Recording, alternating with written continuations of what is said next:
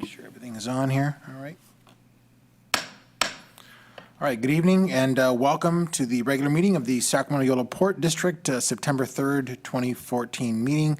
The chair, Ledesma, is not available this evening. Let's see, before we get started, we'll start with a pledge. Teresa, would you mind leading us in the pledge?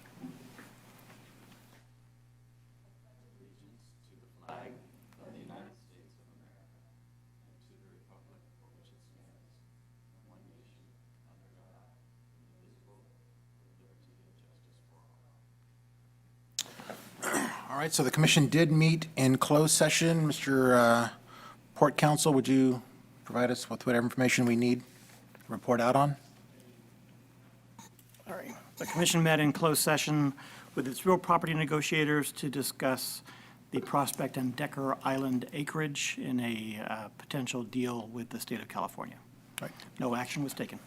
Great. Thank you very much. Let's see. First item is presentations by the public on matters that are not on the agenda. We have nobody and we have no slips to speak. Next up is the consent agenda. We have items 2, 3, and 4. Are there any questions on the consent? Seeing none, we're looking for a motion. I'll move the consent agenda. So we have a motion and a second. All those in favor signify by saying aye. Motion carries unanimously. Thank you very much. Regular agenda item 5 is presentation of Port Business Plan implementation, and that's an update by Mr. Rick Toft. Thank you, Mr. Chair. Good evening, Commissioners. It's been about 18 months now since the Commission adopted the new Port Business Plan, and at this point, the Port has fully transitioned to its new landlord operating model.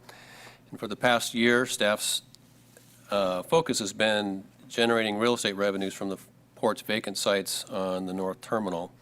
And attached to your staff report is a summary of our active leases. We have 29 leases now. You can see most of those leases are on the North Terminal, and we've had a lot of activities in the last year since we adopted the business plan.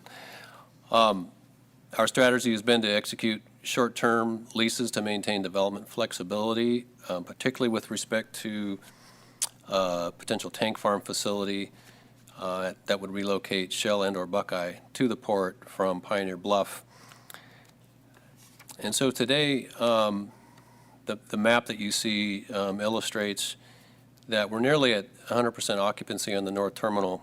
We have 2 available sites remaining, those shown in red. And I mean, the point there is that we've pretty much maxed out on the North Terminal at about $1.9 million in revenue.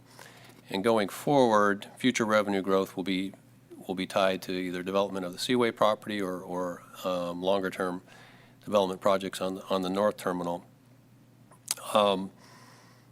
And that includes perhaps development of the tank farm facility on the Sackport side, although I mean I think it's safe to assume that there would be one of the relocation incentives that we would offer to a tank farm operator would be a good deal on the land. So until we resolve the whole tank farm issue, that the Sackport parcel is kind of in limbo, and I would kind of like to engage the commission this evening a little bit in a discussion of that Sackport site.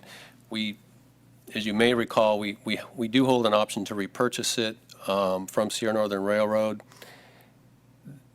There was a 7-year quiet period that was originally negotiated, so there's about 5 years remaining on that. Their plans to develop an energy facility in that site have fallen through, and they haven't done anything. In fact, have indicated an interest in trading that site back to the port. So there is possibility there to do something in the short term. So I'll leave you with that, and maybe part of the Q&A we can discuss that in a little more detail. And I'll conclude with kind of a late-breaking update here. La Mesa RV was one of our short-term tenants has indicated that they're pulling out, and I've previously, they indicated they wanted to stay for another year. So they'll be gone as of the end of October, and we'll probably move Tri-C, one of our other short-term tenants, into their space. So just a little a minor movement there. But beyond that, I don't anticipate bringing a lot of new deals to the commission. We're just maxed out. So with that, I will conclude. All right, thank you, Mr. Toth. Are there any questions of staff's presentation? Questions or comments? Has there been any action or activity at all on the tank farm relocation? I mean, I know there was some a while back, but nothing more recent.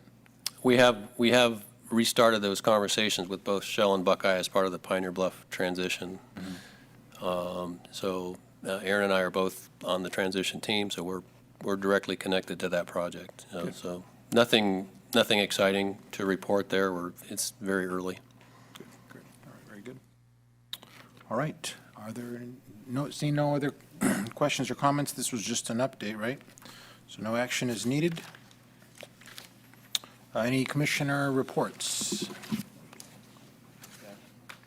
Commissioner Walden? Yeah, just to let the commission know, and later this month I'll be attending a national mayoral summit on inland ports in Little Rock, Arkansas. So this is the first time that the mayors have focused specifically on the inland ports, which is increasing. It's important to have the separated conversation because of what's happening with the global shipping industry and the Panama Canal and other facilities. We've just completely gotten swamped by all those issues, and there's been no attention really on the inland side. So this will be an important opportunity to move that agenda forward. So I'll report back at our next meeting. Perfect. All right, thank you very much. Port CEO report? I have no report. No report. All right, looking to adjourn. A motion and a second by Commissioner Sandin. Thank you very much. All those in favor signify by saying aye.